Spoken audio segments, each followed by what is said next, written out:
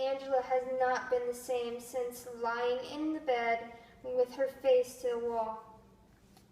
To make matters worse, we think she's expecting again, and that's too much altogether. The minute she loses one child, there's another one on the way. We don't know how she does it. She's married 4 years, 5 children, and another on the way. That shows you what can happen when you marry someone from the north, for they have no control over themselves up there, a bunch of Protestants that they are. He goes out for work every day, but we know he spends all his time in the saloons and gets a few dollars for sweeping floors and lifting barrels, and spends the money right back on the drink. It's terrible, Aunt Margaret, and we all think Angela and the children would be better off in her native land. We don't have the money to buy the tickets ourselves, for times is hard, but you might be able to see your way. Hoping this finds you in fine form as it leaves us. Thank God and his blessed mother. He is golden and he has long hair. His head is hanging and there's a bird perched on his shoulder. Gahulain fought to the end like the men of Easter week.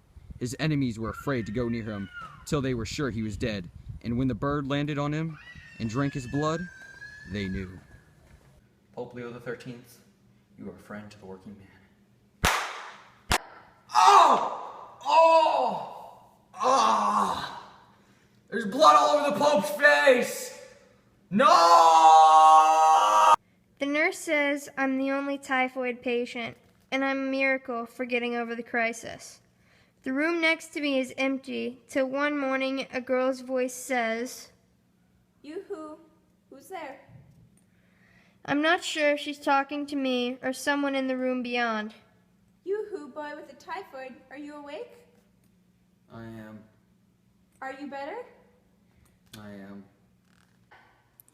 It's a gray day. The church is gray, and the small crowd of people outside the door of the priest's house is gray.